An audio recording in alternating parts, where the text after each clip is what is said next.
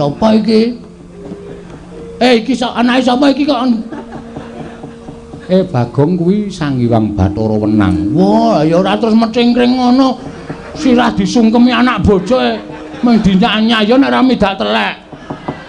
Bagong kuwi iki dewa kok midak telek. Wah, wis kurang ajar temenan iki ora serangan iki rasane. Ayo medhon. Edangan Bagong kok dadi pakartine kaya ngono. Bagong. Ngapa? Kuwi Sang Hyang Wenang. Cah cilik ya ini klicah-klicik. Besok sekolah ora we. Ning arep ora mlebu meneh, alasan mumet ta.